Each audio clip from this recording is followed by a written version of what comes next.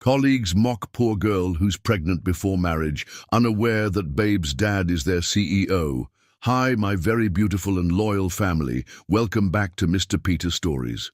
Before we begin, let's say a short and beautiful prayer together.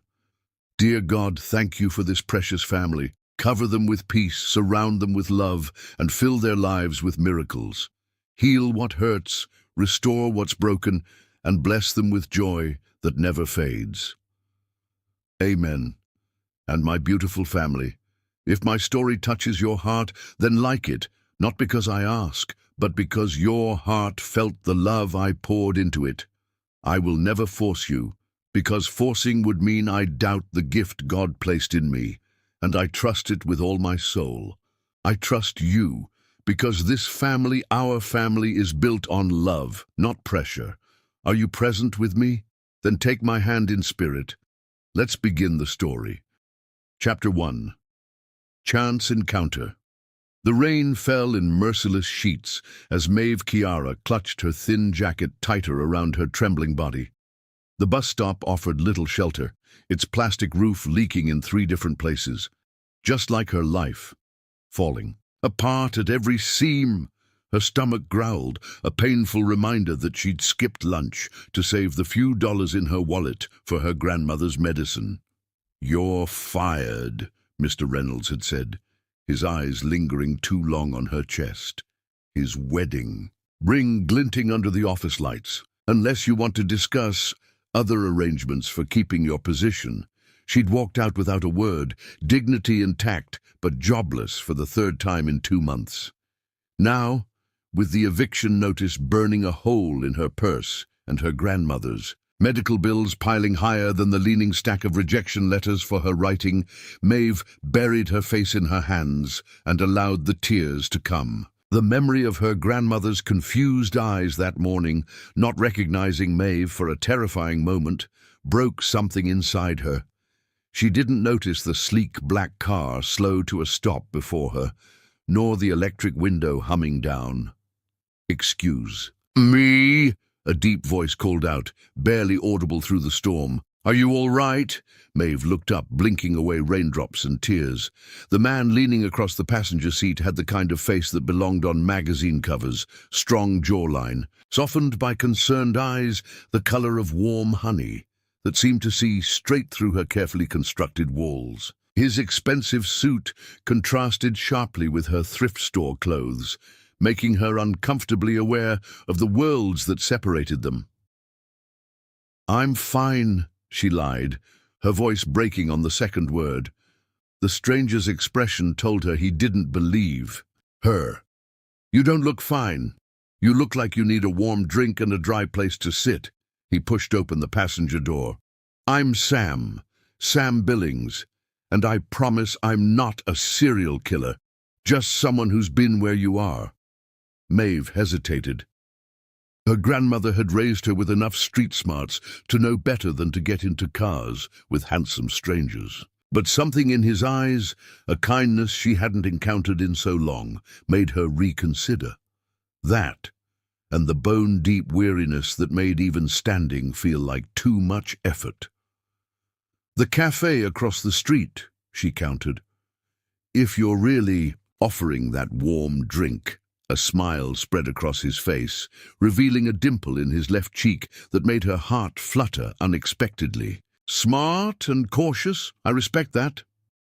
5 minutes later, they sat across from each other in a worn but cozy booth, steaming mugs between them. Maeve cupped her hands around her hot chocolate, absorbing its warmth, trying not to notice how his fingers, long, elegant, wrapped around his own cup. His watch probably cost more than 6 months of her rent. "Thank you," she said softly. "I'm Maeve Chiara." "Beautiful name," Sam replied, his eyes never leaving hers. "Unique, like you." The compliment, delivered with such sincerity, caught her off guard. Men like him didn't notice women like her, not in the real world. "So, Maeve Chiara, what has you crying at bus stops in the middle of a storm?" Something about his gentle inquiry broke down her defenses. Perhaps it was the way he said her full name as if tasting each syllable. Lost my job today, third one this year. That's rough. What happened? Maeve's fingers tightened around her mug. My boss made it clear I could keep my position if I was friendlier to him after hours. Sam's expression darkened, a muscle in his jaw tightening. That's illegal and disgusting. It's also unprovable. His word against mine. She took a sip of her drink, the sweetness a stark contrast to the bitterness she felt. Doesn't matter now. The rent's due in 3 days, and my grandmother... She stopped herself, surprised at how easily the words flowed around this stranger. Your grandmother? He prompted gently, leaning forward as if her story was the most important thing in the world. Maeve sighed. She raised me after my parents died in a car accident when I was 7. Now she has early-onset dementia, and her medication... She shook her head, swallowing against the lump in her throat. I'm sorry. You offered a drink, not my life story. I offered a listening ear too, even if I didn't say it out loud. His smile was warm, genuine, transforming his handsome face into something that made her chest tighten. What did you want to be before life got in the way? The question caught her off guard. No one had asked her that in years. A writer, she admitted, feeling vulnerable under his intense gaze. I have notebooks full of stories, poems, beginnings, of novels, childish dreams, I suppose. Sam leaned forward, close enough that she could smell his cologne, something expensive and intoxicating. Why childish? Dreams don't pay bills. She gave a hollow laugh. And when the choice is between medicine for the only person who ever loved you or following some fantasy, well, it's not really a choice. They can, with the right opportunity. He hesitated, studying her face with an intensity that made her skin tingle. What kind of work are you looking for now? Anything, Maeve said honestly. Receptionist, waitress, retail, I've done it all. Even cleaned houses for a while. I might know of something, Sam said thoughtfully. A friend's company needs a receptionist. Horizon Enterprises. Decent pay. Benefits. Medical insurance too. Maeve's eyes widened. Horizon. They're one of the biggest firms in the city. They wouldn't hire someone like me. She gestured at her worn clothes, suddenly self-conscious about the small tear in her sleeve she'd carefully stitched. Someone like you? His eyebrow raised. You mean intelligent, articulate, and determined enough to keep going despite setbacks that would crush most people? Their eyes locked, and something electric passed between them. Maeve felt her cheeks warm, and it had nothing to do with the hot chocolate. You don't know me, she whispered. I'd like to, he replied, his voice equally soft, a hint of vulnerability flashing across his features. They talked for hours as the storm raged outside.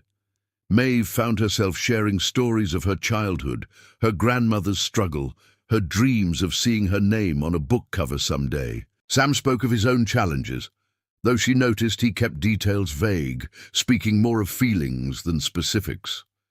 The loneliness that seemed to shadow him despite his obvious wealth intrigued her. You're easy to talk to, she admitted as the cafe owner began stacking chairs nearby, a not-so-subtle hint that closing time had arrived. I've never told anyone about my writing, not even my grandmother. So are you, Sam replied, reluctantly checking his watch. I feel like I've known you much longer than a few hours. A shadow crossed his face. Can I drive you home? For real this time? The rain had eased to a gentle drizzle as they pulled up to her apartment building in a neighborhood that made Sam frown with concern. A group of men loitered near the entrance, passing a bottle in a paper bag between them. Thank you, Maeve said, hand on the door handle, suddenly embarrassed by where she lived. For everything. Can I see you again? The directness of his question surprised them both. There was an almost desperate quality to his voice, as if he feared she might disappear into the night. She hesitated, then scribbled her number on a cafe napkin. "I'd like that." The truth of those 3 words frightened her. Wanting things had only ever led to disappointment. As she turned to go, Sam gently caught her wrist. The contact sent shivers up her arm, an electric current that traveled straight to her core. "Maeve," he said, her name sounding like poetry in his voice. She turned back and suddenly his lips were on hers, tentative at first, then hungry as she responded. The kiss tasted of chocolate and possibilities, his hand cradling her face as if she were something precious, rare. Her fingers found their way to his chest, feeling his heart racing beneath expensive fabric. When they finally broke apart, both were breathless, her body aching for more in a way that shocked her. "I never do this," she whispered against his lips, the confession raw and honest. "Neither do I," he said, looking as stunned as she felt. His thumb traced her lower lip, sending another wave of desire through her body. "There's something about you, Maeve Chiara, something I can't walk away from." That night, as Maeve settled beside her grandmother's bed, checking that the older woman was comfortable, her fingers kept drifting to her lips, still tingling from Sam's kiss. When her grandmother briefly woke, clear-eyed for once, she touched Maeve's cheek. "You're glowing, child," she whispered. "Haven't seen that light in your eyes since before your parents went to heaven." After her grandmother drifted back to sleep, Maeve pulled out her writing journal, its pages yellowed with age, and began to write, words flowing like the rain that had brought this mysterious man into her life. For the first time in years, her poetry wasn't about loss or struggle, but possibility and desire. She didn't know it yet, but in the penthouse across town, Sam Billings, CEO of Horizon Enterprises, though he'd carefully avoided mentioning that, a detail, was staring out at the same night sky, a glass of untouched whiskey in his hand. 3 times he'd picked up his phone to call his HR director about the receptionist position. 3 times he'd put it down, torn between wanting to see her again and fearing she would run when she discovered who he really was. "Maeve," he whispered to the empty room, the taste of her still on his lips. For the first time in his life of careful control and calculated risks, Sam Billings had no plan, only the certainty that he couldn't let this woman slip away. Chapter 2. Secret Beginnings. 3 days after their chance encounter, Maeve stood before the imposing glass tower of Horizon Enterprises, her heart hammering against her ribs. She wore her only interview outfit, a navy skirt suit purchased second-hand and carefully tailored to hide its age. The call had come yesterday, an interview for the receptionist position Sam had mentioned. Just a coincidence, she whispered to herself, though she didn't believe it. Not after that kiss. The lobby gleamed, with marble and chrome, making her feel even more out of place. At the security desk, she cleared her throat. "Maeve Chiara, I have an interview with Human Resources." The guard checked his computer. "Ah, yes. Special recommendation." He handed her a visitor badge with a knowing look that made her cheeks burn. The HR director, Mrs. Chen, was brisk but kind, asking standard questions about Maeve's experience. Then came the one she dreaded.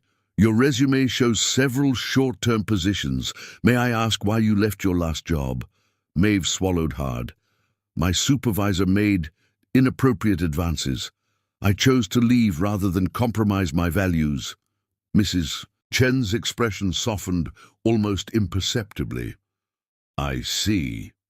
She made a note. "Well, your references from previous positions are excellent, and we've received a strong recommendation on your behalf." She extended her hand. "Welcome to Horizon, Ms. Chiara. You can start Monday." Just like that, Maeve had a job at one of the city's most prestigious firms. As she walked out, dizzy with relief, her phone buzzed with a text from an unknown number. Dinner. Tonight to celebrate. I've been thinking about you. Sam. Her fingers hovered over the screen. This man had already turned her world upside down. The sensible choice would be to thank him politely and establish boundaries. Instead, she typed, "Yes, and I've been thinking about you too." That evening, Sam picked her up in a different luxury car, this one a sleek convertible. He'd changed from business attire into dark jeans and a simple button-down that somehow made him even more handsome. "You got the job," he said, his smile making her stomach flip. "I did. Thank you for the recommendation." He drove them not to a restaurant as she expected, but to a secluded lookout point overlooking the city lights. "I hope you don't mind," he said, opening a picnic basket from the trunk. "I wanted privacy to get to know you better."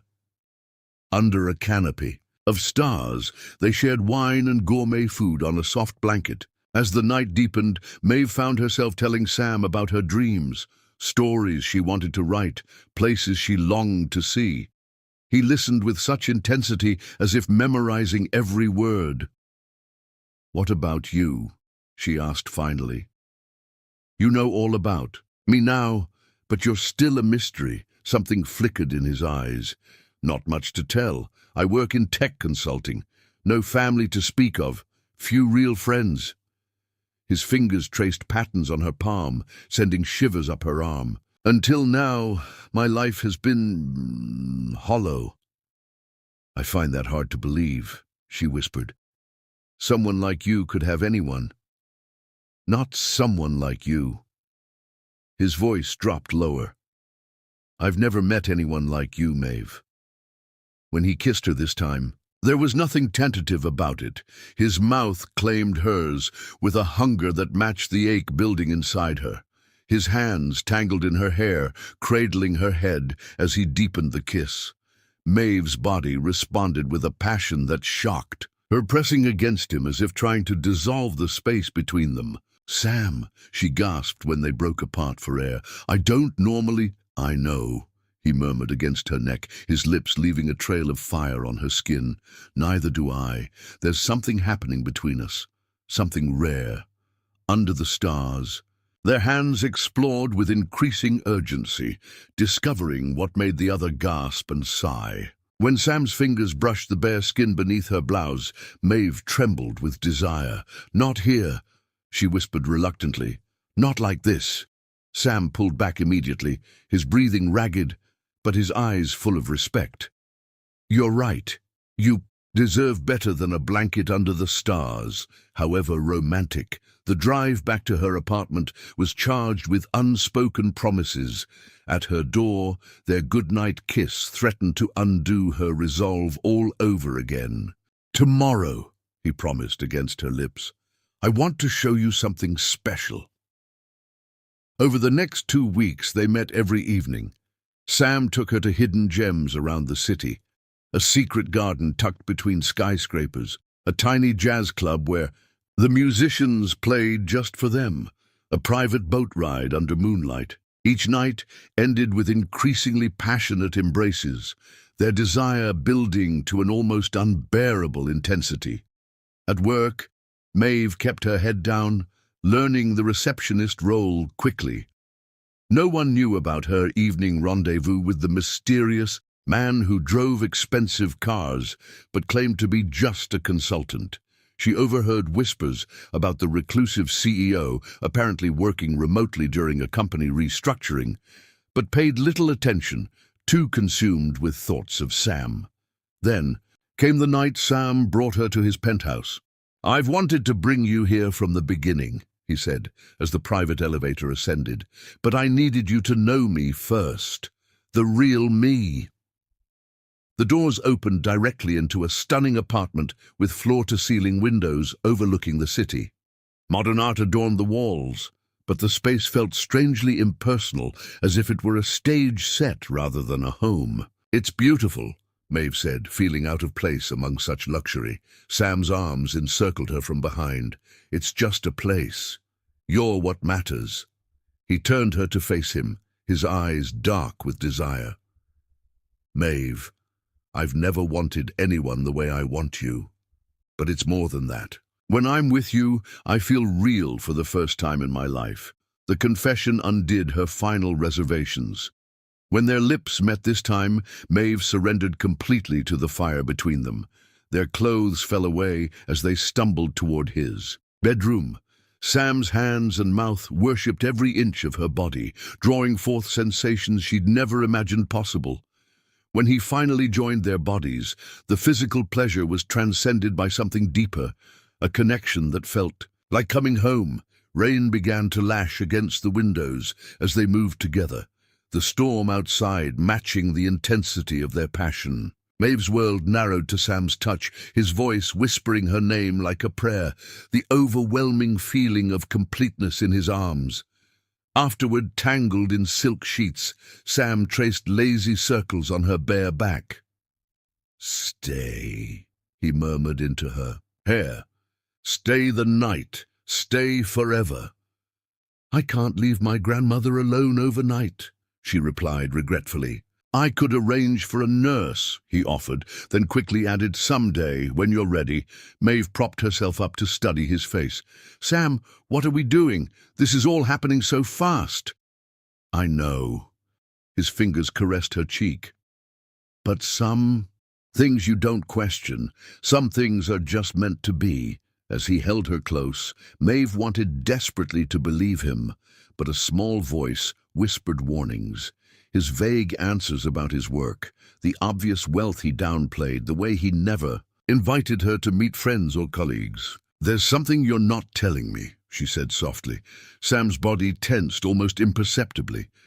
"There are things about my life that are complicated, but none of that changes how I feel about you." He kissed her deeply as if trying to erase her doubts. "Trust me, Maeve, please." That night, as she reluctantly dressed to return home, Sam pulled her into one last embrace. "I'm falling in love with you," he whispered against her lips, "and it terrifies me." The raw honesty in his voice silenced her questions. For now, she didn't know that soon, very soon, the carefully constructed world Sam had built around them would shatter, along with the trust growing between them. Chapter 3. Office Tensions. Maeve's fingers trembled as she applied a thin layer of lip gloss, the only makeup she could afford. Her reflection in the employee bathroom mirror showed dark circles under her eyes. Evidence of nights spent in Sam's arms, loving him until dawn, broke through his penthouse windows. "Pretending cosmetics will help that face?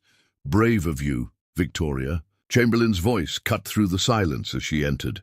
Designer heels clicking against tile. The executive assistant's perfectly highlighted hair fell in smooth waves, contrasting with Maeve's natural curls that she had spent an hour taming this morning. Maeve lowered her eyes. "Good morning, Victoria." "Is it?" "I heard Mr. Peterson complaining about your filing system. Again." Victoria applied her own lipstick, an expensive shade Maeve had once admired in a magazine. "Some of us worked hard to get here, you know. We didn't just check some diversity box." Heat rushed to Maeve's cheeks as Victoria sauntered out. 3 weeks at Horizon Enterprises felt like 3 years, if not for her grandmother's mounting medical bills and the secret joy of being near where Sam worked, though she still believed he was merely an IT consultant here. She would have quit after day 1. In the break room, Garrett from accounting leaned against the coffee machine, his eyes following Maeve as she entered. "Well, if it isn't our affirmative action hire," he said loud enough for others to hear. "Tell me, was the interview hard, or did you just have to show up?" Maeve clutched her mug tighter. "I earned my position, Garrett." "Sure you did." His smirk made her skin crawl. "Nice earrings, by the way. Those look new. Expensive, too." Maeve's hand instinctively touched the small pearl studs Sam had given her 2 nights ago. She'd tried to refuse. They were too extravagant. But he'd insisted, sliding them into her ears as they lay tangled in his sheets. "They were my grandmother's," she lied, immediately hating herself for it. Back at her desk, Maeve tried to focus on organizing the week's appointments. Her phone vibrated with a text from Sam. "Missing you. Dinner at my place tonight? I'll cook." A smile spread across her face before she could stop it. Despite the office, despite her exhaustion, Sam had become her sanctuary. His touch healed the wounds these people inflicted daily. "Yes, I miss you too." Someone's looking happy. Jessica, a junior analyst, and one of the few people who treated Maeve with basic decency, stopped by her desk. "Hot date." "Just plans with a friend," Maeve said carefully. Jessica lowered her voice. "Look, I should warn you. Victoria's been asking questions about you. How you got hired, who recommended you. She's not a good enemy to have." Maeve's stomach tightened. "Thanks for the heads up." The rest of the day crawled by under Victoria's watchful eye. By 5 o'clock, Maeve's shoulders ached with tension. She gathered her things quickly, desperate to escape to Sam's arms. Outside, rain had begun to fall, just like the night they'd met. Ducking under the building's awning, she called her grandmother's nurse to check in, then hailed a taxi to Sam's penthouse. She couldn't afford the luxury, but tonight she needed him too desperately to wait for the bus. Sam opened his door wearing nothing but jeans and an apron, his hair tousled as if he'd been running his hands through it. The sight made her forget every cruel word she'd endured that day. "You're early," he grinned, pulling her inside and against his bare chest. "Couldn't wait," she breathed before his mouth claimed hers. They never made it to dinner. Sam lifted her onto the kitchen counter, scattering ingredients as his hands pushed her skirt up her thighs. Their lovemaking was urgent, almost desperate, as if they both needed to erase the day from their bodies.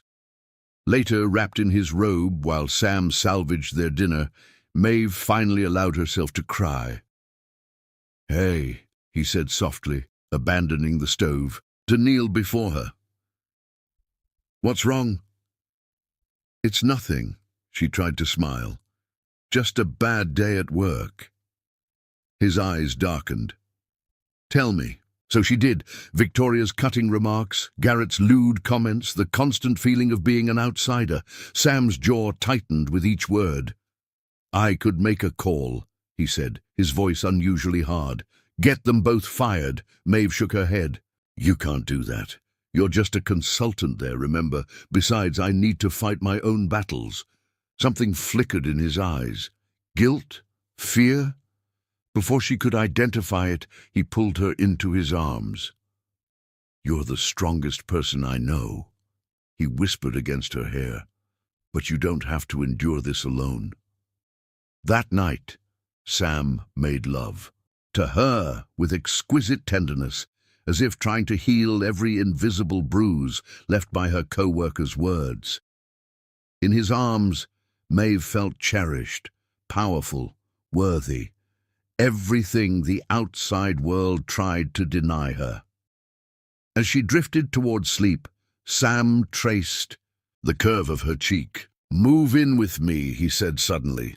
Maeve's eyes flew open. "What?" "Move in with me, you and your grandmother. I have plenty of room. I'd hire full-time nurses. You wouldn't have to work at Horizon anymore." The offer was tempting, so tempting she could taste it. An escape from Victoria and Garrett, a life with Sam, security for her grandmother. "I can't accept that kind of charity," she said softly. "It's not charity when it's love." The word hung between them, shimmering like a soap bubble. Sam looked, as surprised as she felt to hear it spoken aloud. "Love," Maeve whispered, her heart hammering. Sam took a deep breath. "I love you, Maeve Chiara. I've never said that to anyone before and meant it, but I love you." Tears spilled down her cheeks as she cupped his face in her hands. "I love you too." His kiss tasted of salt and joy, deepening as he pulled her beneath him once more. This time their bodies moved together slowly, reverently, each touch a silent declaration of the words they'd finally spoken. Dawn was breaking when Maeve woke with a strange sensation in her stomach. At first, she thought it was just hunger. They'd never actually eaten dinner, But then it came again, a rolling nausea that sent her stumbling to Sam's bathroom. As she knelt on the cold tile, a terrible realization dawned. Her period was late, very late. She'd been so caught up in Sam, in work, in caring for her grandmother, she hadn't noticed. When she emerged, pale and shaking, Sam was waiting with a glass of water. "You're sick," he said, concern etching his features. "Let me take you to a doctor." Maeve shook her head, gathering her courage. "Sam, I think I might be pregnant." The glass slipped from his hand, shattering on the floor. For one terrible moment his face was completely unreadable. Then he was on his knees before her, heedless of the broken glass, his hands trembling as they covered hers. "A baby," he whispered, voice thick with emotion. "Our baby." Relief flooded through her. "You're not angry." "Angry?" Sam looked bewildered. "Maeve, you might be carrying our child. How could I possibly be anything but overwhelmed with joy?" He stood suddenly, pulling her to her feet and spinning her in a circle. "We're going to be parents!" His excitement was infectious, pushing aside her fears about money, work, the future. When he set her down, his expression turned serious. "Marry me," he said. "Sam, I know it's fast. I know we haven't known each other long, but I've never been more certain of anything in my life." He kissed her softly. "We'll get a test to confirm, but regardless, I want you as my wife, Maeve. I want to build a life with you." As the sun rose over the city, bathing them in golden light, Maeve allowed herself to believe in this fairy tale. Just for a moment, just until Monday, when she would have to return to Horizon Enterprises and face Victoria's sneers again. What she didn't know was that Monday would bring a revelation that would shatter everything she thought she knew about the man who held her heart. Chapter 4. The Revelation. Monday morning dawned with unusual brightness, as if the universe were mocking Maeve's anxiety. After taking a home pregnancy test that confirmed her suspicions, she'd spent Sunday in a daze, alternating between profound joy and paralyzing fear. Sam had wanted her to call in sick, to spend the day celebrating their news and planning their future, but Maeve insisted on going to work. "I need this job," she told him, "especially now." What she didn't say was that she needed to prove to herself that she could stand on her own feet, that she wasn't just accepting Sam's love and support out of desperation. As she dressed for work, Maeve chose her most professional outfit, a modest black dress with a cardigan, accessorized with the pearl earrings from Sam. For courage, she told herself, touching them gently. Her phone buzzed with his morning text. "Remember how much I love you both. Tonight we'll tell your grandmother our news." Her heart swelled at his words. Both. Already thinking of their baby as a person, already including this tiny spark of life in his love. The Horizon Enterprises lobby hummed with unusual energy when Maeve arrived.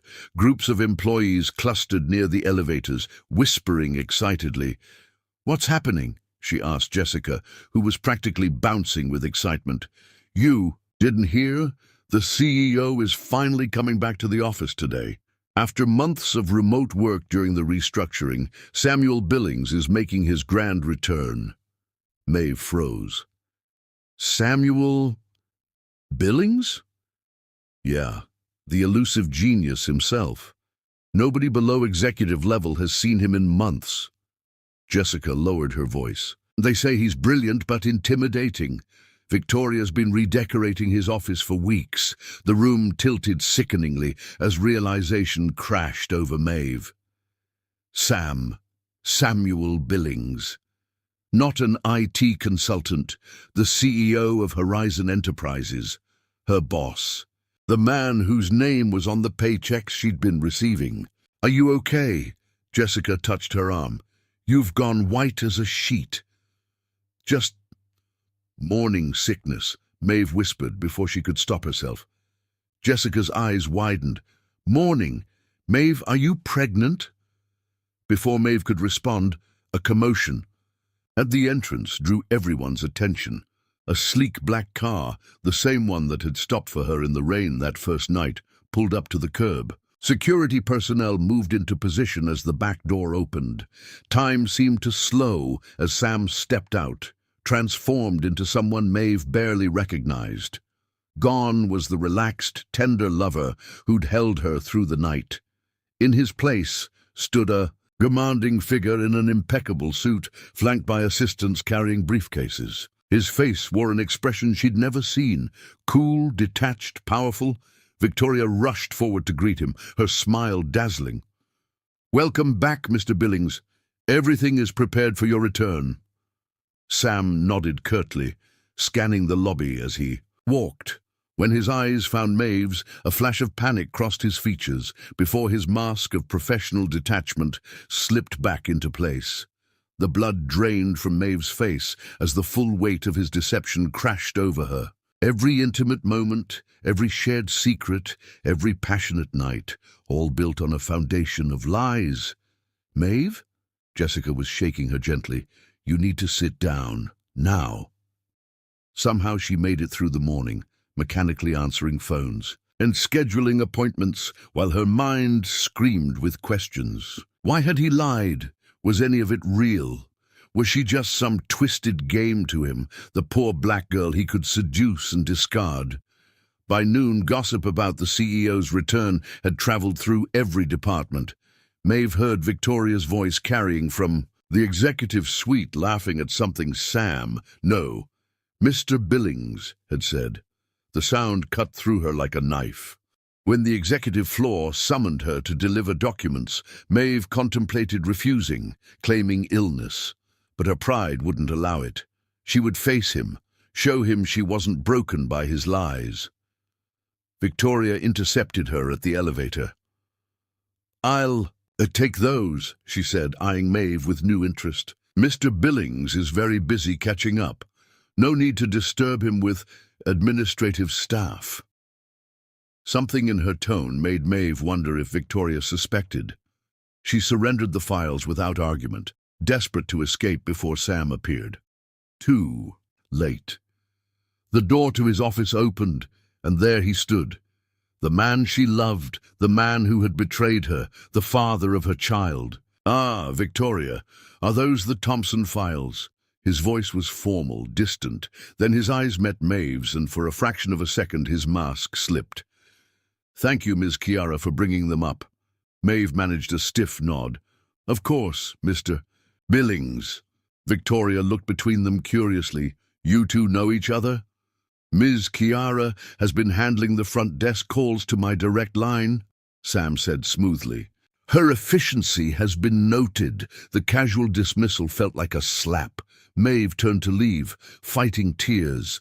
"Ms. Chiara," Sam called after her, "could you step into my office for a moment? There's a scheduling matter I'd like to discuss." Victoria's eyebrows rose. "I can handle that, sir." "No need." Sam's tone brooked no argument. "Please close the door on your way out, Miss Chamberlain." The moment the door shut behind them, Sam's composure crumbled. "Maeve, I can explain." "Explain what?" she hissed, keeping her voice low despite her fury. "That everything between us has been a lie? That you've been laughing at me this whole time?" "No!" He moved toward her, but she backed away. "None of it was a lie. Not my feelings, not my love for you, not my joy about our baby." "Then why?" Her voice broke. "Why the deception?" Sam ran a hand through his hair, the familiar gesture now painful to watch. "When I saw you that night in the rain, I just wanted to help. Then I couldn't stop thinking about you. But every relationship I've ever had has been tainted by my position, my money, people wanting me for what I could give them, not who I am. So you tested me?" The hurt was becoming anger now. "What was your plan? See if the poor girl would still want you without knowing about your wealth and power?" "It wasn't like that," he pleaded. "Things moved so fast between us. I fell in love with you, Maeve. Really in love for the first time in my life. I was going to tell you everything this weekend before I returned to the office. Then we found out about the baby, and everything was so perfect, and I was a coward." Maeve wrapped her arms protectively around her still flat stomach. "How can I trust anything you say now?" Sam moved closer, his eyes desperate. "Because despite my lies about my job, everything else was real. Every touch, every word, every promise. Especially my love for you and our child." The intercom buzzed, shattering the moment. Victoria's voice filled the room. "Mr. Billings, your 1 o'clock appointment is here." Sam pressed a button. "Give me 5 minutes, Victoria." He turned back to Maeve, reaching for her hand. This time she didn't pull away. "Come to my penthouse tonight. Let me explain everything. Please, Maeve." She looked into the eyes of the man she loved, the man who had deceived her, and saw raw fear there, fear of losing her. "I need time to think," she said finally. "I understand." He squeezed her hand gently. "But know this, I love you. The job, the money, none of it matters compared to you and our baby." As she turned to leave, Sam called softly, after her, "Maeve, I'm still the same man who held you last night, the same man who promised to love you forever." She paused at the door. "Are you? Because I'm not sure I know who that man is anymore." The afternoon passed in a blur. Maeve moved mechanically through her tasks, avoiding eye contact with everyone. All she could think about was the life growing inside her, a baby created with a man she thought she knew. As she gathered her things to leave, Victoria appeared at her desk. "So," she said, her voice dripping with false sweetness, "how long have you been fucking the boss?" Maeve's head snapped up. "Excuse me, please." Victoria rolled her eyes. "I saw how he looked at you, how you looked at him. Plus, your little scheduling matter left him completely distracted for his afternoon meetings." She leaned closer.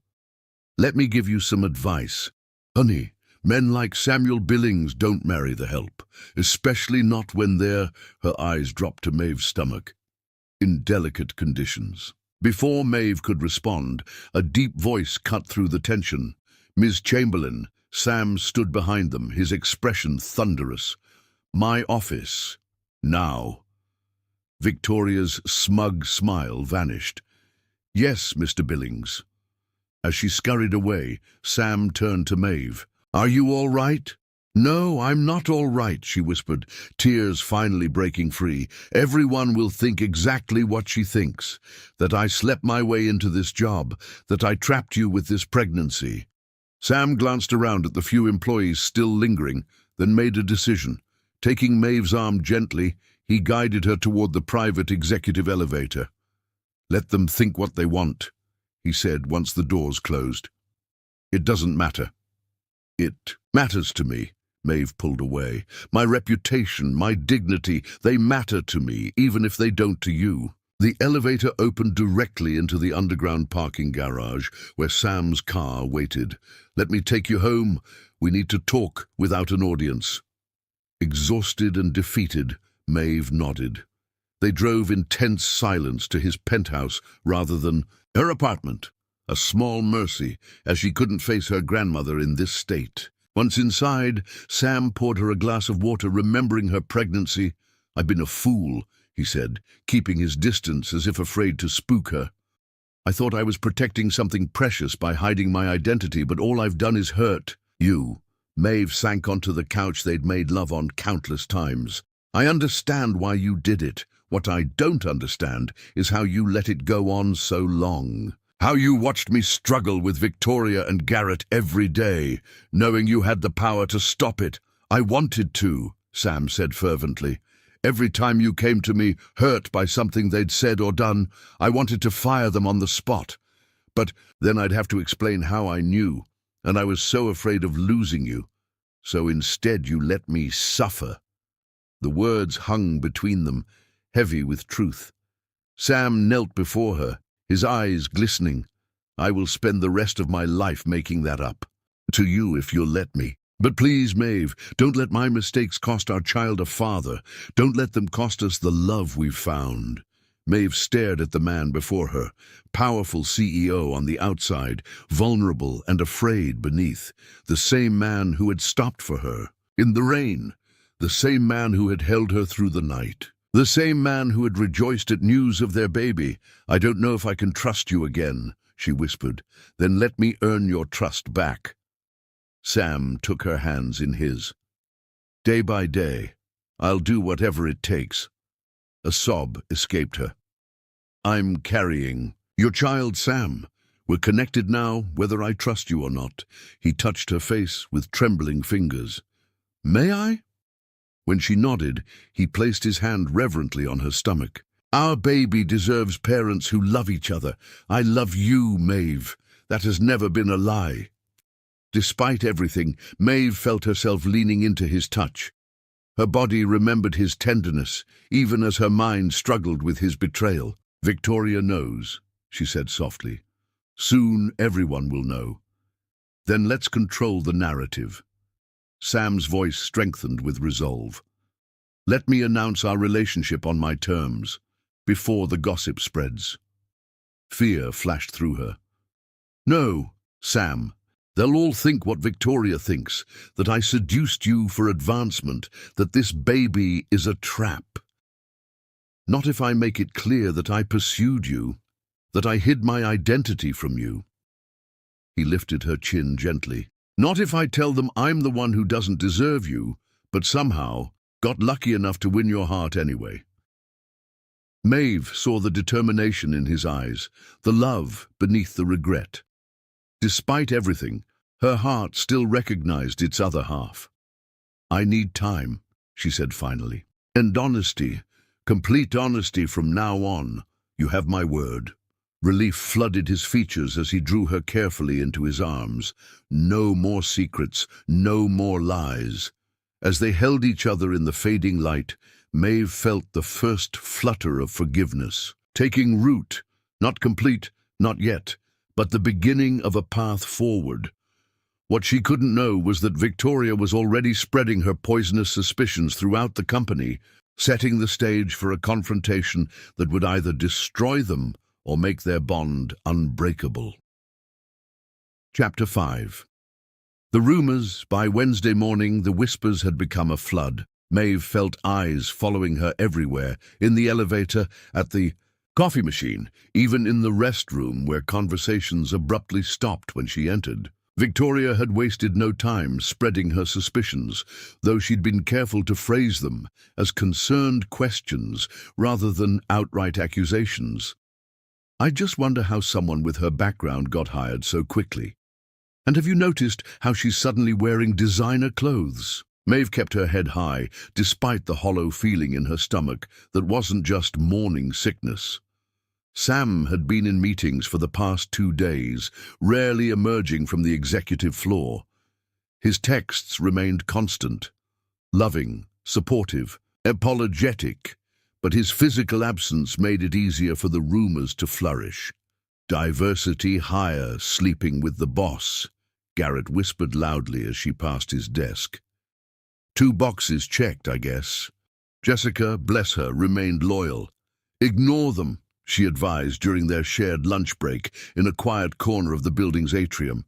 "They're just jealous and small-minded." "How can I ignore them when they're right about part of it?" Maeve sighed, picking at her salad. "I am pregnant with his child, but not the way they're implying," Jessica countered. "And from what little you've told me, you didn't even know he was the CEO." Maeve nodded, grateful for one person who believed her. "I thought he was an IT consultant. He deliberately hid who he was."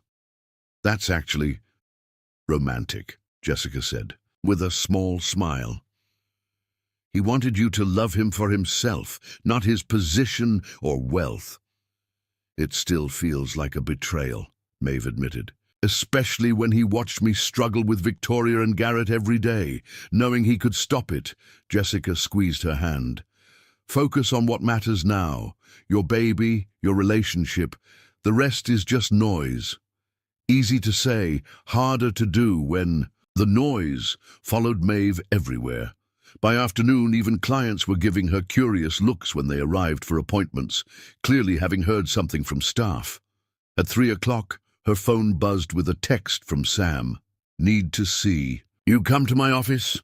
Steeling herself against the inevitable stairs, Maeve took the executive elevator. Victoria's desk outside Sam's office was empty, small mercies, but Maeve could see through the glass walls that Sam wasn't alone. A tall, distinguished older man sat across from him, both of them bent over documents. Sam looked up and saw her, his face lighting up in a way that made her heart twist despite everything. He excused himself and met her at the door. "Sorry," he said softly. "Meeting with the board chairman ran long. Can you wait 10 minutes? It's important." "Is everything okay?" Her hand instinctively moved to her stomach, still flat beneath her dress. Sam's eyes followed the gesture, softening. "Everything's fine. Just need to discuss something with you." She nodded, retreating to a small waiting area. Through the glass, she watched Sam return to his meeting, struck by how different he looked in this environment, powerful, commanding, completely in control. A side of him she'd never seen during their nights together.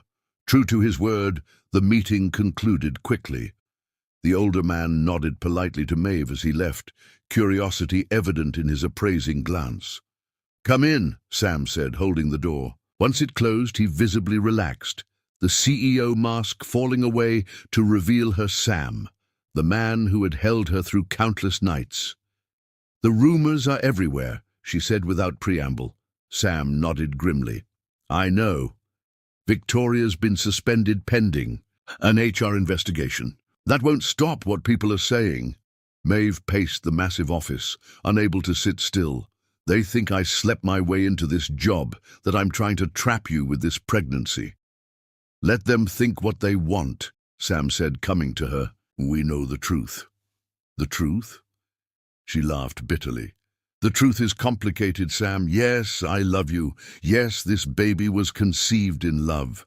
But you did lie to me about who you were. I know." He ran a hand through his hair, disheveling its perfect styling. "I've been thinking about how to fix this. For us, for our child." "There is no easy fix," Maeve said, her voice breaking. "Not for this." Before Sam could respond, the door opened without a knock. Victoria stood there, eyes widening in mock surprise. "Oh, I'm so sorry, Mr. Billings. I didn't realize you were occupied." Her gaze raked over Maeve with deliberate insinuation. "Ms. Chamberlain, you're supposed to be on administrative leave," Sam said, his voice dangerously calm. "I just came to collect my personal items." Victoria's smile was venomous. "Congratulations, by the way, on the baby. The office is just buzzing with the news." Maeve felt the blood drain from her face. How did Victoria know about the pregnancy? Had someone overheard her conversation with Jessica? "Get out," Sam said quietly. "Now." After Victoria left, Maeve collapsed into a chair. "She knows about the baby. How does she know?" Sam knelt before her, taking her trembling hands.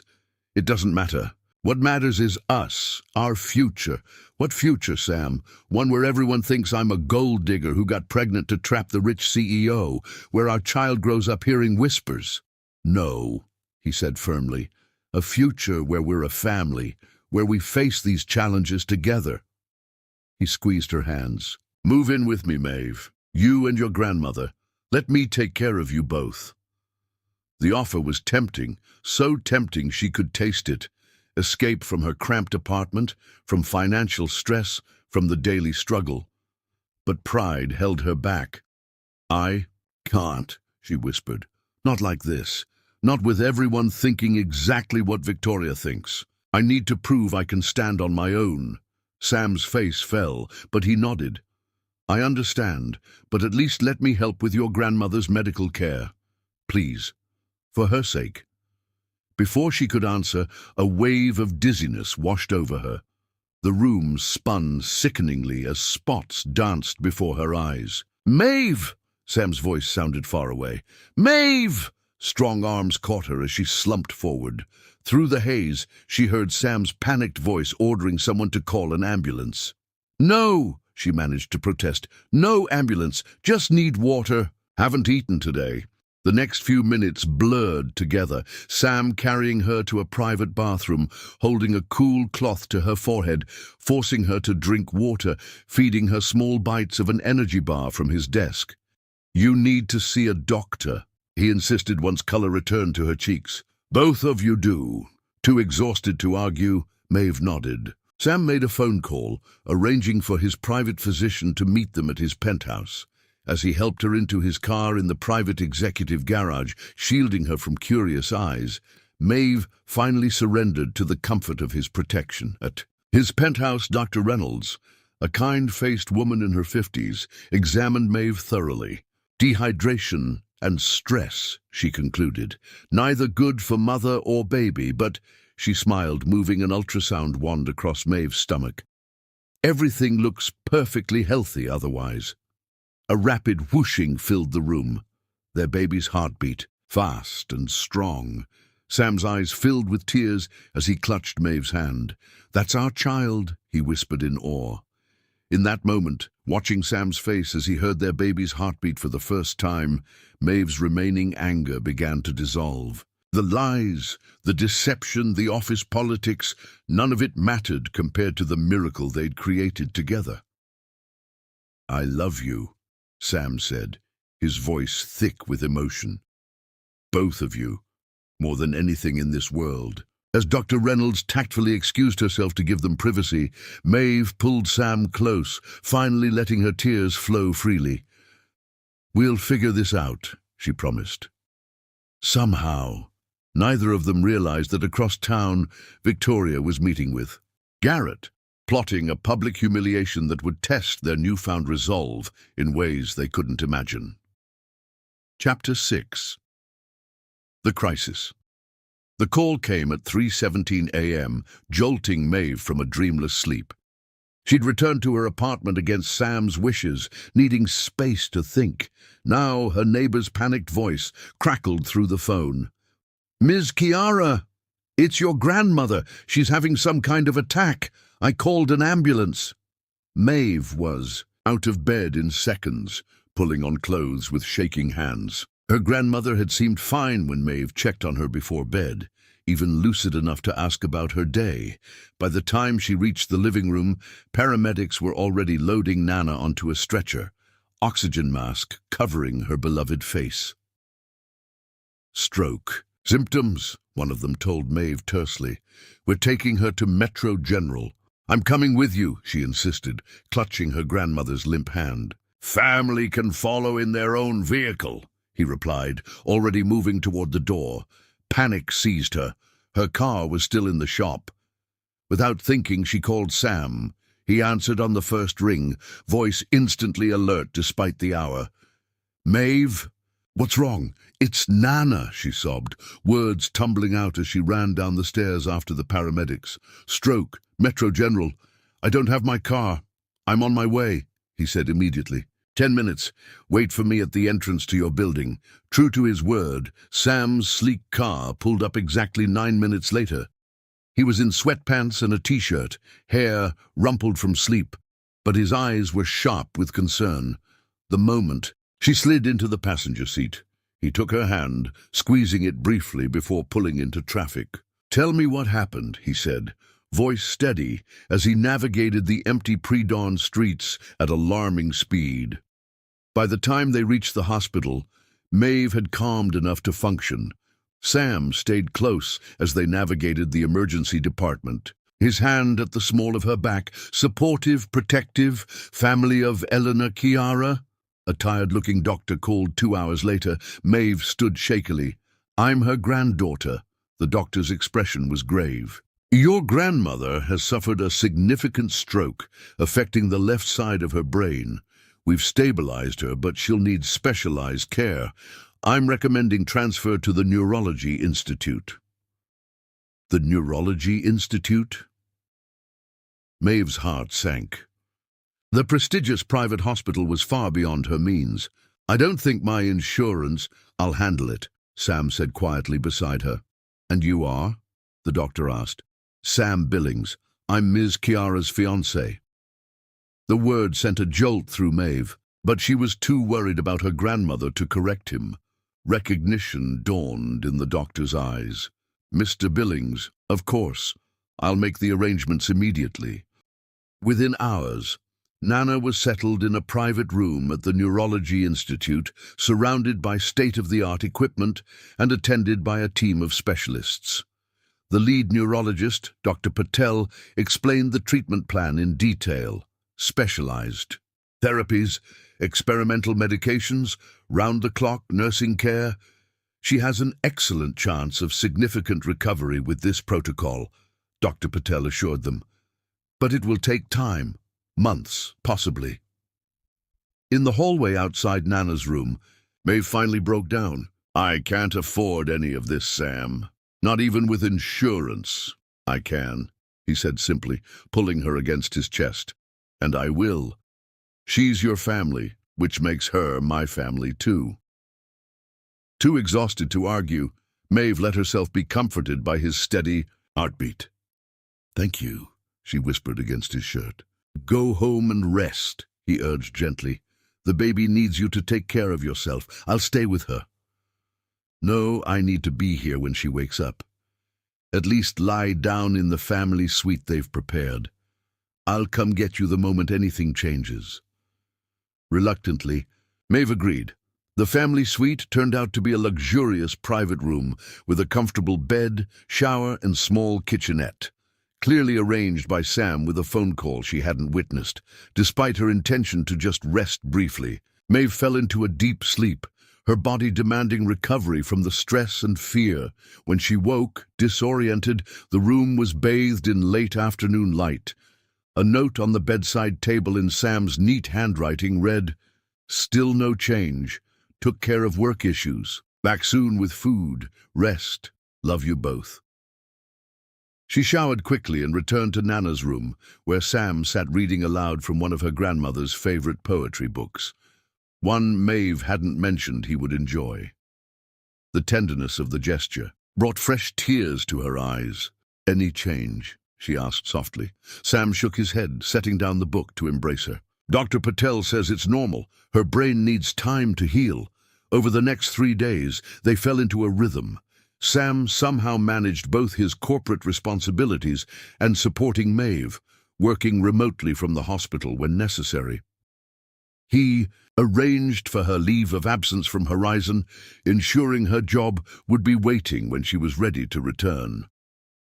On the 4th day, Maeve stepped out to get fresh air, returning to find Victoria in the hallway outside Nana's room, talking to a nurse. "Adieu, just concerned about hospital policy," Victoria was saying smoothly. "Mr. Billings is my boss, and I need to verify that these extraordinary expenses have been properly authorized." The nurse looked uncomfortable. "I'm not at liberty to discuss patient financial arrangements. Of course I understand. It's just that when a CEO suddenly authorizes premium care for a receptionist's family member, the board naturally has questions about inappropriate relationships." Maeve's blood ran cold. "What are you doing here?" she demanded. Victoria turned, feigning surprise. "Maeve, I was just checking on your grandmother's condition. The whole office is concerned." "Leave. Now." Maeve's voice shook with fury. "Before I call security." Victoria's fake smile hardened. "I'm just doing my job, making sure company resources aren't being misused. The board has a fiduciary responsibility. The board knows exactly what I'm doing." Sam's voice cut through the tension as he strode down the hallway, eyes blazing. "And you are trespassing on private property. Security is already on their way to escort you out." Victoria paled, but maintained her composure. "I'm looking out for the company's interests, Samuel. Someone has to, since you're clearly compromised. The only thing compromised is your future employment prospects if you don't leave immediately." Sam's voice was quiet, but lethal. "And If I hear you've been asking questions about Ms. Chiara or her grandmother again, you'll be dealing with more than just termination." After Victoria's humiliating escort from the premises, Sam held Maeve as she trembled with reaction. "She's been following me," she whispered, "taking pictures outside the hospital. I saw her yesterday but thought I was imagining things. She's been suspended pending termination," Sam assured her. "She can't hurt you anymore." But the damage was done. By evening, Maeve's phone was buzzing with texts from co-workers, some concerned, others thinly veiling their judgment with fake sympathy. Somehow, Victoria had spread the news about Nana's expensive treatment, about Sam paying for everything, about the pregnancy. "The whole company knows everything," Maeve said hollowly, scrolling through messages. "They're saying I trapped you, that I'm using my grandmother's illness to extort money from you." Sam took the phone gently from her hands. "None of that matters." "It matters to me." Tears spilled down her cheeks. "My reputation. Your reputation is the least important thing right now," Sam said firmly. "Your grandmother's recovery, our baby's health, and your well-being are all that matter." As if on cue, a nurse rushed in. "Miss Chiara, your grandmother's awake and asking for you." They hurried to Nana's room, where Eleanor Chiara was indeed awake, her eyes clear despite the weakness evident in her face. "My girl," she whispered. When she saw Maeve, her right hand lifting slightly, Maeve took it gently, tears flowing freely now. "I'm here, Nana." The old woman's eyes shifted to Sam, standing supportively behind Maeve. "And who's this handsome young man?"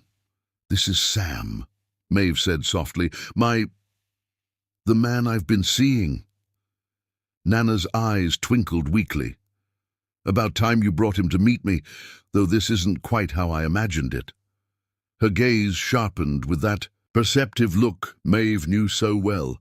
"You're taking care of my girls?" she asked Sam directly. "Yes, ma'am," Sam answered, his voice thick with emotion. "Both of them." Maeve's head jerked up in surprise. "How did Nana know about the baby?" A faint smile touched her grandmother's lips. "Good. She needs someone strong, stubborn as she is." Later, that night, as Nana slept peacefully under monitoring equipment, Sam led an exhausted Maeve back to the family suite. "How did she know?" Maeve asked, sinking onto the bed. "About the baby?" Sam sat beside her, taking her hands in his. "Some things a grandmother just knows." He hesitated. "Maeve, these past few days, seeing you with your grandmother, watching how fiercely you protect her, how deeply you love her, it's only made me love you more." The tenderness in his voice broke through her last defenses. She leaned into him, suddenly too tired to maintain the walls she'd built since learning of his deception. "Come home with me," he whispered against her hair. "Let me take care of you, both. Not because you need it, but because I need to give it." This time Maeve didn't resist. When his lips found hers, the kiss was gentle, healing, a promise rather than passion. His hands cradled her face as if she were made of precious glass. "Rest now," he murmured, easing her back onto the pillows. "I'll be right here." As she drifted toward sleep, Maeve felt the first stirrings of true forgiveness. Sam had lied about his identity, yes, but in the crisis, when it truly mattered, he had revealed his true character through actions, not words. Neither of them noticed. Victoria in the parking garage below, her bitter expression illuminated by the glow of her phone screen as she sent a final text to Garrett. Plan set for Monday's company meeting. She'll never show her face at Horizon again. Chapter 7. First twist. The betrayal by. Monday morning, Maeve felt stronger than she had in days. Nana was responding well to treatment, already beginning therapy with determination that brought tears to Maeve's eyes. After much discussion, Maeve had agreed to stay at Sam's penthouse temporarily, a compromise that allowed him to care for her while respecting her need for independence. You don't have to go in today, Sam said as he watched. Her dress for work. Take more time. Maeve shook her head, fastening her pearl earrings, his gift that now felt like armor. I need to face them sometime. The longer I hide, the more power the gossip has. Pride shone in Sam's eyes as he kissed her goodbye. I have meetings all morning, but I'll find you at lunch. Walking into Horizon Enterprises felt like entering a battlefield. Conversation stopped as she passed, eyes following her movement across the lobby. Jessica met her at the elevator with a quick hug. Heads up, she whispered. Victoria's back. Apparently, she appealed her suspension to the board. Maeve's stomach tightened, but she kept her expression neutral. Thanks for the warning. At her desk, she found a small envelope with her name written in elegant script. Inside was a key card and a note. Security footage, server room B, 11:30, if you care about your future with Samuel. The handwriting was unmistakably Victoria's. Maeve's first instinct was to throw it away, but curiosity and fear won out. At 11:28, she slipped away from her desk, following the directions to an isolated part of the building where the company's servers were housed. The keycard opened. The door to a small monitoring room where Victoria waited, a laptop open before her. I wasn't sure you'd come, Victoria said, surprisingly civil. What do you want? Maeve stood near the door, ready to leave. To show you who you're really giving your heart to. Victoria turned the laptop toward her. Security footage from last year's holiday party. Against her better judgment, Maeve looked. The video showed Sam, unmistakably Sam, with his arms around Victoria, kissing her passionately in what appeared to be an executive office. We were engaged, Victoria said quietly, twisting a phantom ring on her finger, for 8 months, until he ended things suddenly last spring, claiming we wanted different things. Her bitter laugh echoed in the small room. What he wanted was to keep playing the field. Maeve's throat constricted. Why are you showing me this? Victoria opened a folder on the laptop, revealing dozens of photos. Sam with different women at various events over the past few years. Beautiful women, sophisticated women, women who looked nothing like Maeve.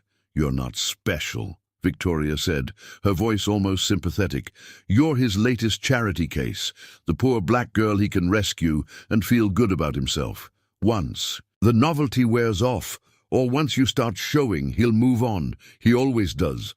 Maeve felt sick but fought to keep her composure. You know nothing about our relationship. I know Samuel Billings. Victoria closed the laptop. Did he mention our engagement? Our plans to travel to Bali this winter? The house he was building for us? Each question struck like a physical blow. Sam had never mentioned Victoria as anything more than an employee, never mentioned an engagement to anyone. I thought you should know before you get in any deeper. Victoria stood, suddenly businesslike. For what it's worth, I think he does. Care about you in his way, just not enough to change who he really is. Maeve fled, tears blurring her vision. Instead of returning to her desk, she headed for the parking garage, needing space to think. In her car, she finally broke down, Victoria's revelations playing on repeat in her mind. Why hadn't Sam told her about Victoria?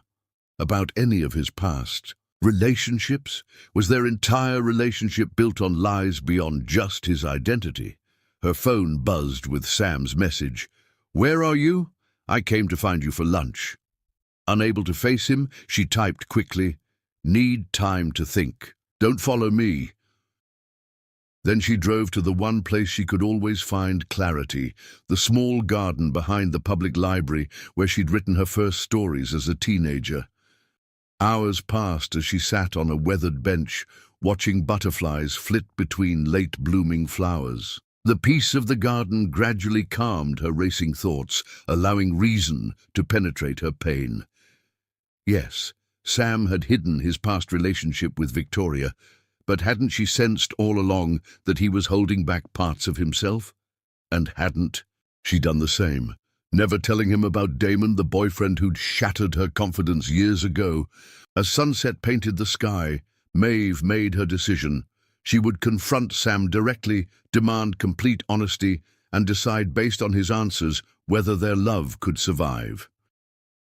She didn't notice the sleek car parked near the library entrance, nor the photographer Victoria had hired to document her emotional breakdown for tomorrow's company-wide presentation, a presentation designed to humiliate them both. At the Neurology Institute, Maeve stopped to check on Nana, finding the old woman alert and worried. "Where have you been, child? Your young man's been calling here frantic." Nana's eyes, wise despite her illness, studied Maeve's face. "What's happened?" Maeve sank into the chair beside the bed. "I found out Sam was engaged before. To a woman at work who hates me. He never told me." Nana made a dismissive sound. "And you've told him every detail of your past?" "That's different." "Is it?" Nana's voice strengthened with conviction. "That boy loves you, Maeve. Real love. I saw it in his eyes when he didn't know I was watching. The way he looks at you when you're not looking back, like you're his miracle." Tears welled in Maeve's eyes. "But what if it's not enough? What if the sky falls? What if the earth opens up?" Nana took her hand with surprising strength. "Life has no guarantees, child, only chances. The question is whether this chance is worth fighting for." As if on cue, the door opened, and Sam stood there, disheveled and pale with worry. The moment their eyes met, Maeve saw it, what Nana had described, raw, desperate love that couldn't be faked. "I'll wait outside," he said hoarsely, turning to leave. "Samuel Billings, you get in here," Nana commanded with unexpected authority. "You two need to talk, and I'm too tired to have you doing it in the hallway." Despite everything, Maeve felt a smile tug at her lips. Nana had always had a way of cutting through drama. Once Sam entered, Nana folded her hands with satisfaction. "Now Maeve has something to ask you, and I expect honest answers, young man. No more half-truths." Sam nodded, his eyes never leaving Maeve's face. "Anything, everything." "Were you engaged to Victoria Chamberlain?" Maeve asked, her voice steadier than she expected. Sam closed his eyes briefly, pain etching his features. "Yes, for 7 months, ending last April." "Why didn't you tell me?" "Because it was the worst mistake of my life," he answered simply. "Because I proposed for all the wrong reasons: convenience, social expectation, loneliness. Because I ended it when I realized I didn't love her and never would." "Were there others?" "Many others." Sam sank into a chair, shoulders slumped. "Yes, relationships that never meant anything. I was lost, searching for something I couldn't name until I found you." The raw honesty in his voice reached something deep inside Maeve. This was the real Sam, flawed, human, but genuinely trying. "I should have told you everything," he continued. "After my parents died when I was 19, I built walls, created a perfect exterior while remaining empty inside.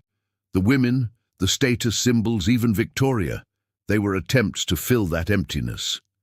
He leaned forward, taking her hands. "Then I saw you in the rain that night, and something broke open inside me, something real, something I've been afraid to examine too closely for fear it would disappear." "Love," Nana supplied from her bed, startling them both. They'd almost forgotten her presence. "Yes," Sam admitted, his eyes glistening with unshed tears.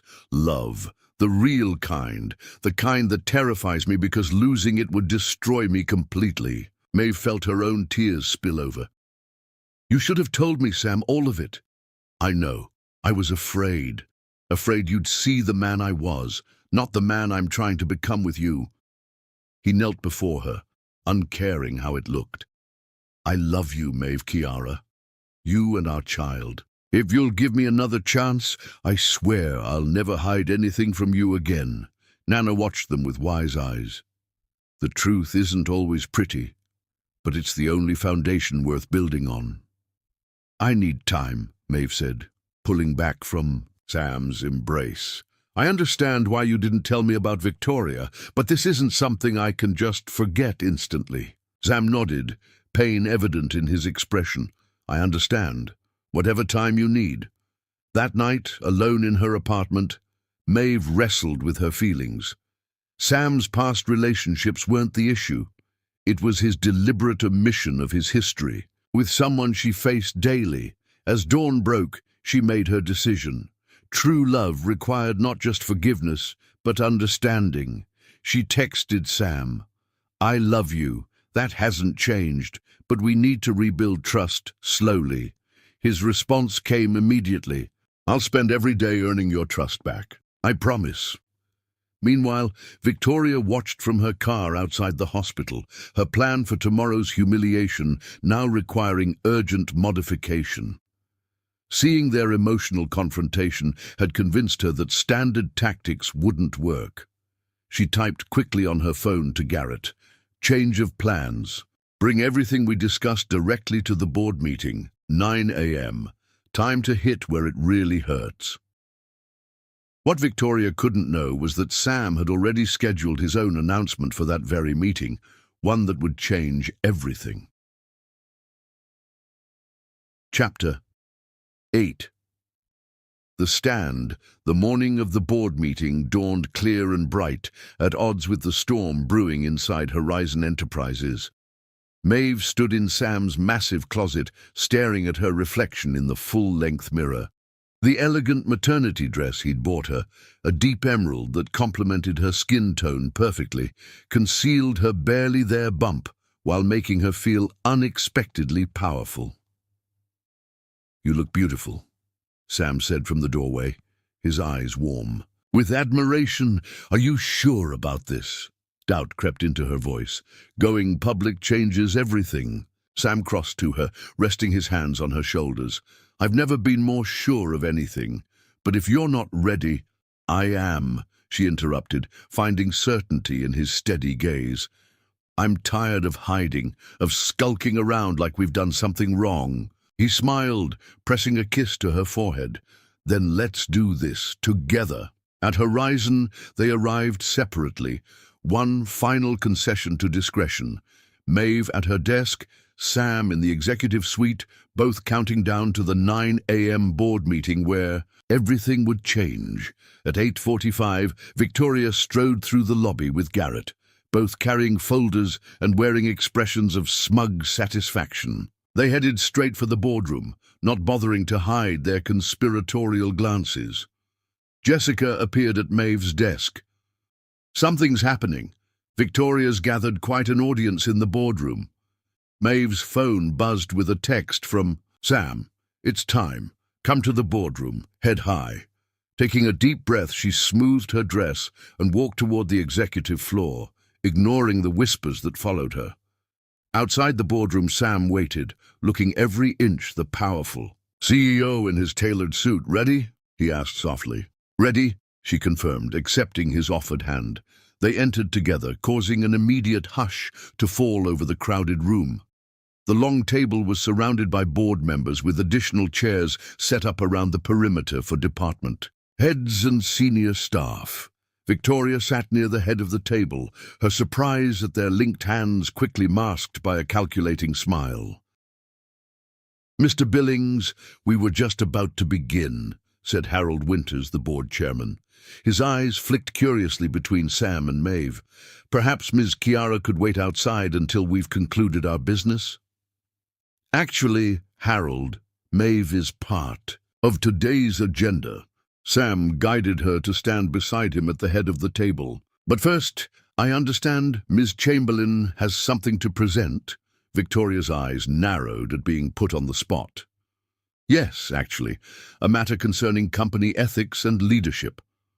She distributed folders around the table. "Evidence has come to my attention suggesting a pattern of inappropriate relationships between our CEO and subordinates, culminating in his current arrangement with a recent hire."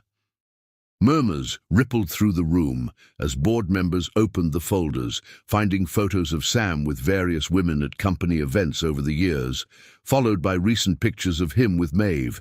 Entering his penthouse, At the hospital, embracing in the parking lot.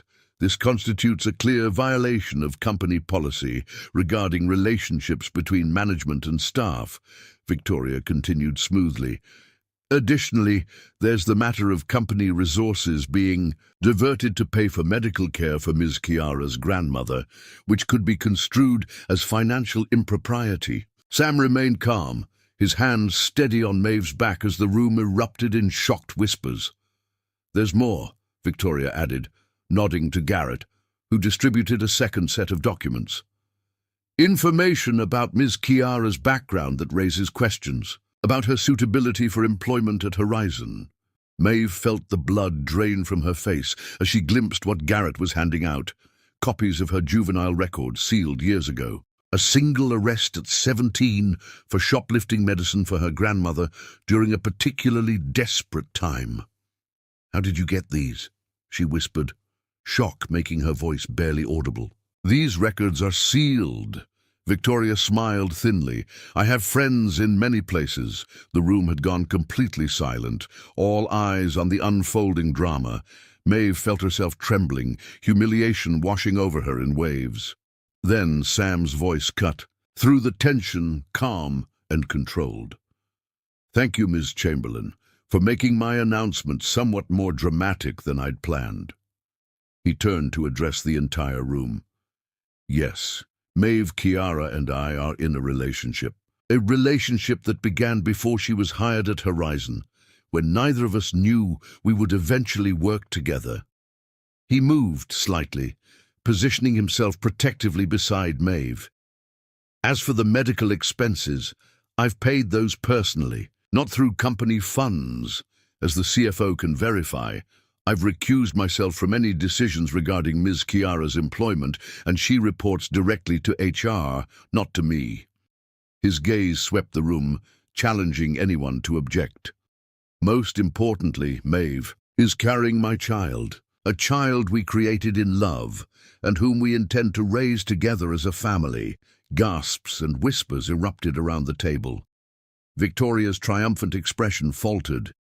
"As for these," Sam continued, picking up one of Garrett's documents, "obtaining sealed juvenile records through unofficial channels is not only unethical, but illegal. I suggest you both consult with your attorneys." Harold Winters cleared his throat. "Samuel, while I appreciate your forthright approach, this does present certain complications for the company." "I understand that, Harold." Sam nodded respectfully. "Which is why I've prepared this." He handed a folder to the chairman.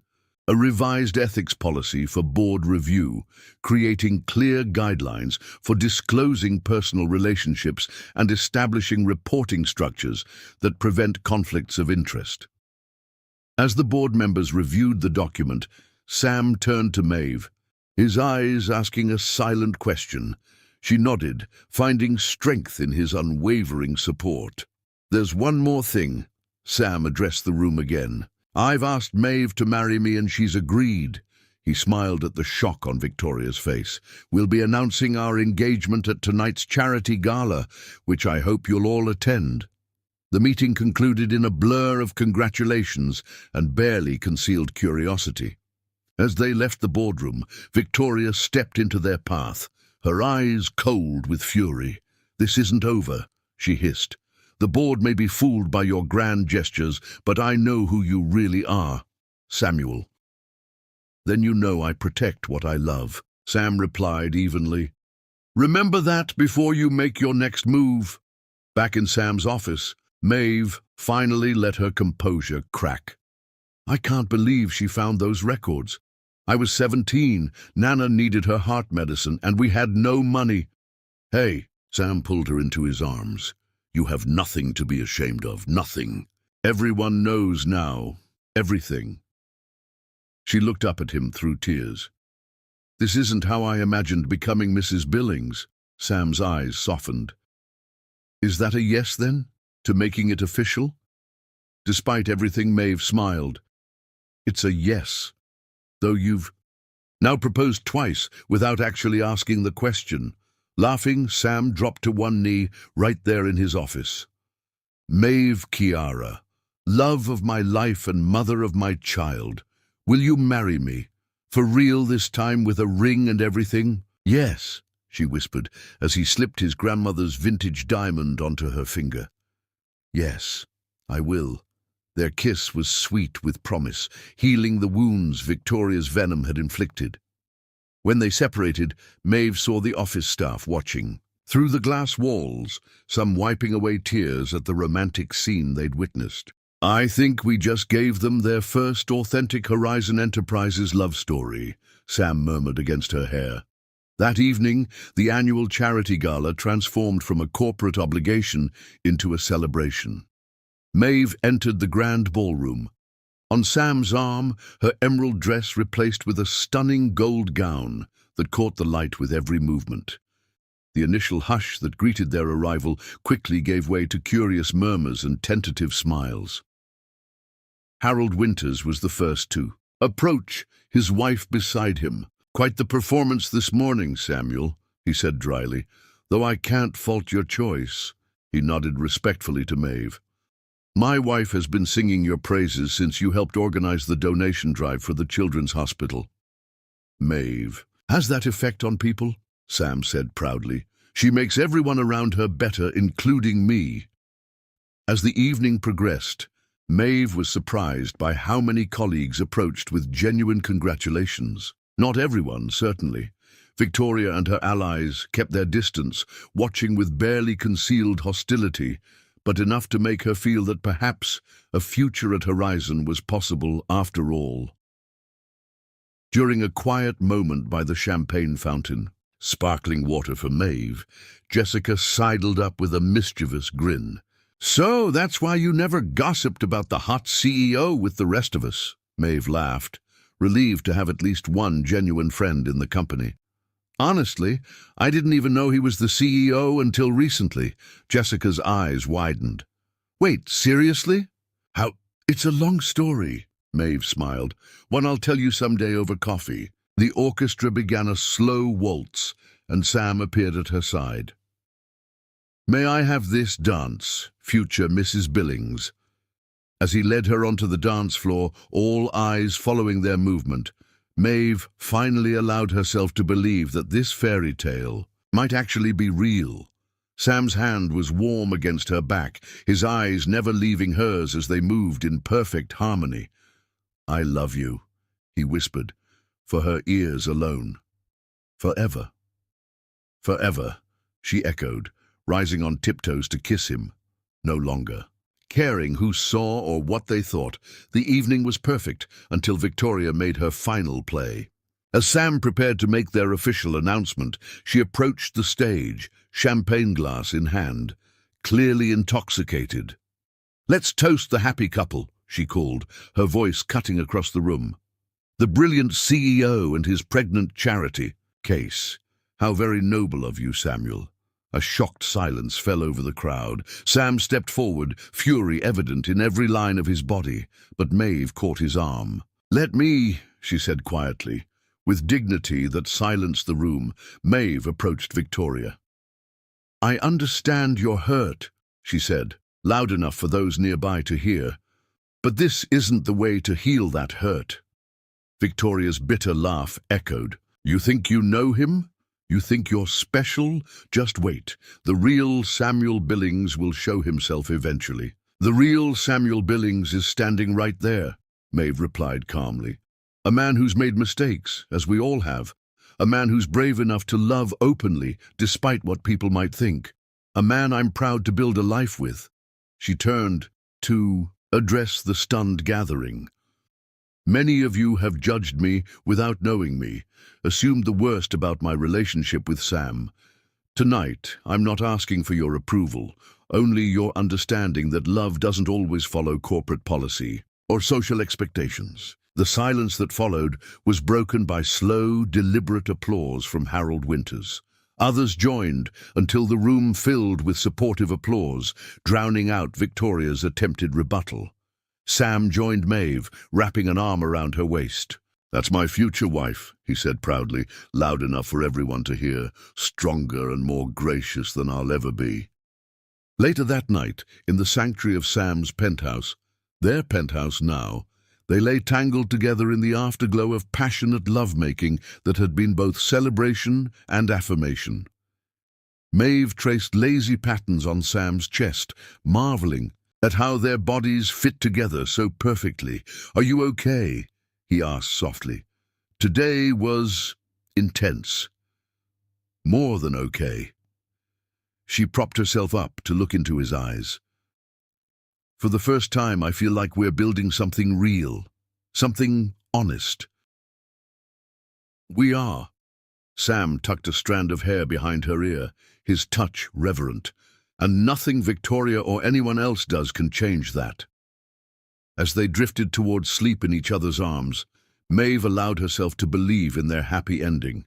She couldn't know that across town, Victoria was making one final desperate move, contacting someone from Maeve's past who would test their newfound happiness beyond anything they could imagine. Chapter 9. Second Twist. The Return. 3 weeks of relative peace followed the gala. With their relationship public, Maeve and Sam settled into a new normal. She'd temporarily moved to a different department, working remotely most days while visiting Nana, whose recovery continued steadily. Wedding plans progressed, with a small ceremony scheduled for the following month. On a crisp autumn morning, Maeve sat in Dr. Reynolds' office for her regular checkup, excitement bubbling as they prepared for her first ultrasound.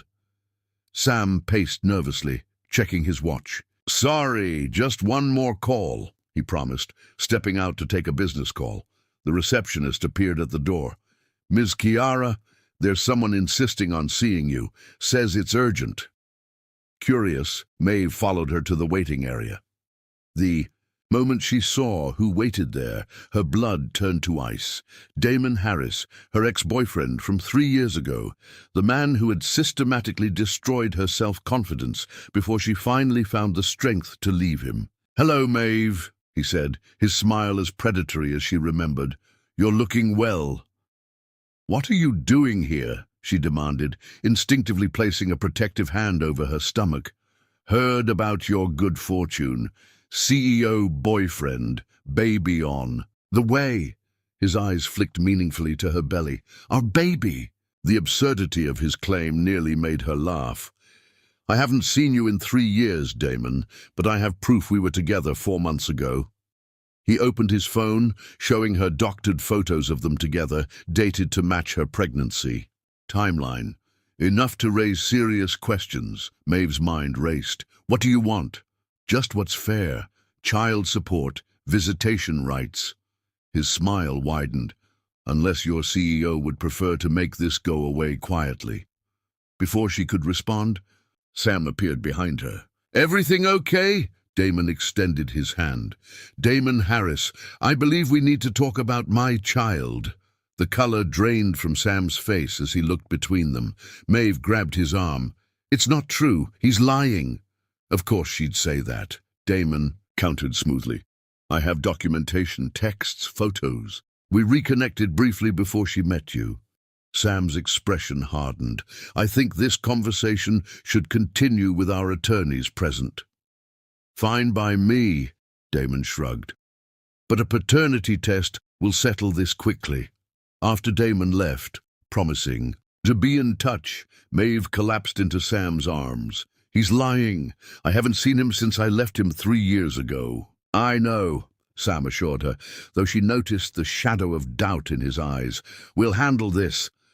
The ultrasound proceeded as planned, the sound of their baby's heartbeat temporarily pushing away the dark cloud of Damon's appearance. But as they left the clinic, Sam's phone buzzed continuously with urgent messages. "What's wrong?" Maeve asked, seeing his expression darken. "Stock prices plummeting. Emergency board meeting called." He frowned at his screen. Someone's making a move to buy out the company. Back at Horizon, chaos reigned. The boardroom was packed with anxious executives when Sam and Maeve arrived. Harold Winters approached immediately. "It's Axis Industries," he said grimly.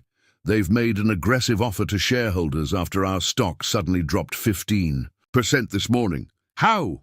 Sam demanded. "Our quarterly results were stellar." Leaked documents suggesting financial irregularities, Harold replied. Completely fabricated, but the damage is done. Maeve's suspicions crystallized. Victoria. Sam's eyes widened in realization.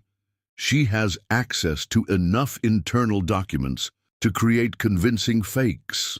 The confirmation came minutes later when Victoria entered with Axis Industries CEO Douglas Chen. Her triumphant smile told them everything. "Samuel," Douglas nodded cordially, "I believe you know my new head of strategic partnerships." "You won't get away with this," Sam said quietly. "I already have," Victoria replied. "By this time tomorrow, Horizon will be under new management." As emergency meetings continued into the night, Maeve retreated to Sam's office, her mind working furiously. During her time at the reception desk, she'd handled every document that crossed Sam's desk. She knew Horizon's operations better than almost anyone. When a frazzled Sam returned from his latest crisis meeting, Maeve was waiting with her laptop open. "I found something," she said, showing him a series of emails. "Victoria's been accessing the server at odd hours for weeks, specifically targeting financial records." Sam studied the screen, hope flickering in his eyes. "This proves she's behind the leaks, but we need to know exactly what she altered to counter it effectively."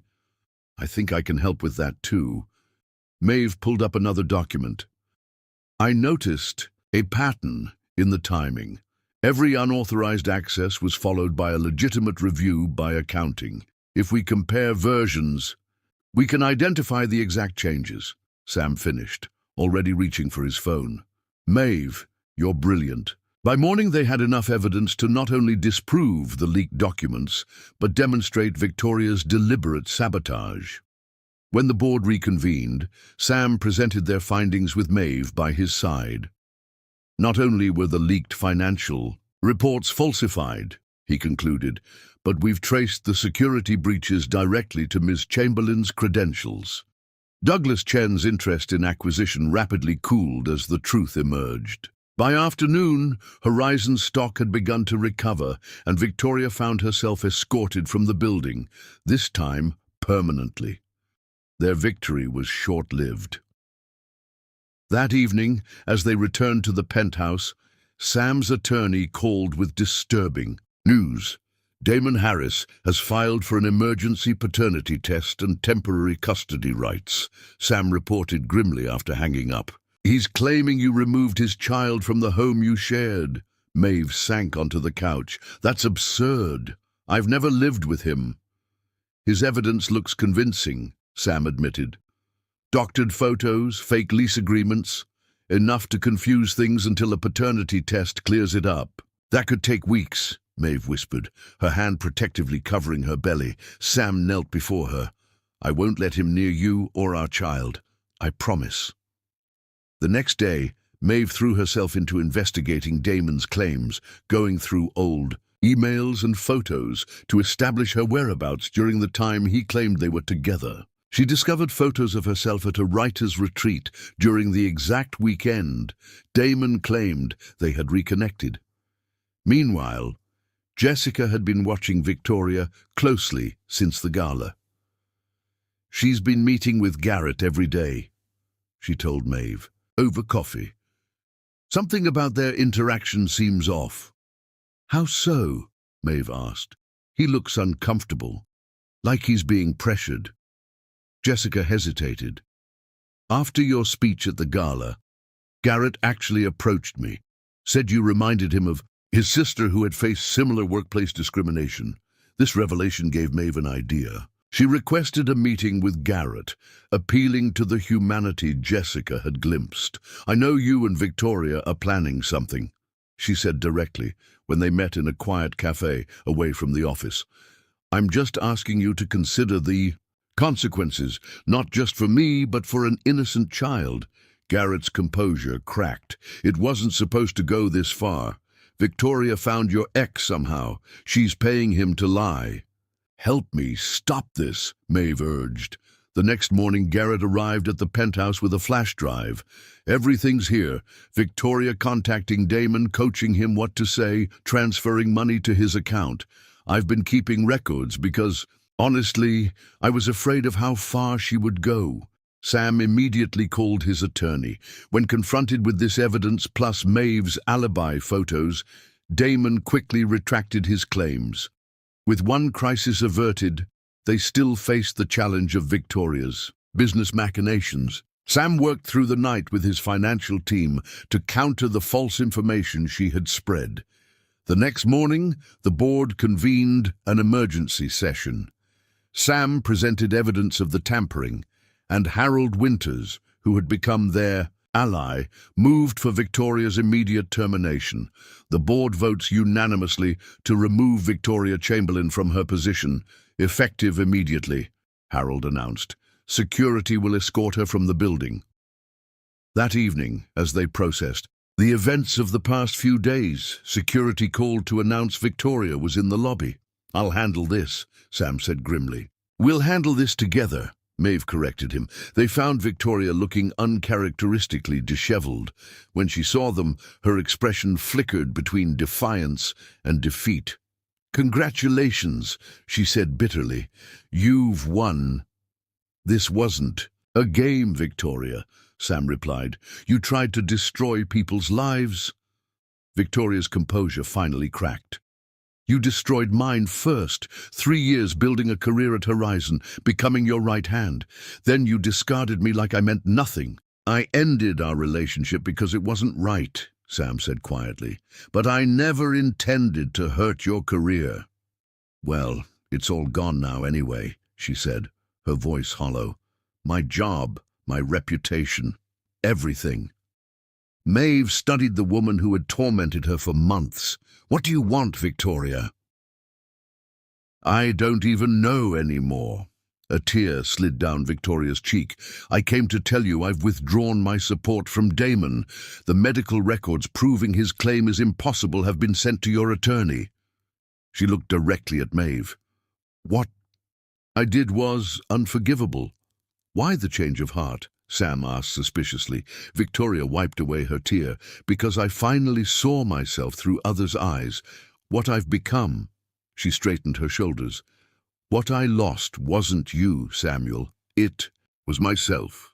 As she turned to leave, Maeve felt a strange mixture of pity and relief. The woman who had tormented her for months suddenly seemed small, broken. "Victoria," she called. The woman paused. "I hope you find peace." That night, as they lay in bed, wrapped in each other's arms, the future stretched before them clearer than ever before. A wedding, a family, a life built on love that had weathered its greatest tests. "We made it," Sam whispered against Maeve's hair.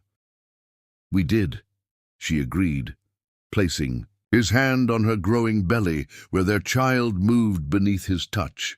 "All 3 of us." What they couldn't know was that this hard-won peace was exactly what they deserved, and that even greater happiness awaited them in the days to come. Chapter 10. Forever Love. 3 months after Victoria's final defeat, golden autumn light filtered through the trees of the small garden where white chairs had been arranged in neat rows. Instead of a grand cathedral, Maeve and Sam had chosen this intimate space behind their new home, a beautiful house with a garden where Eleanor Chiara could tend her flowers as she continued her recovery.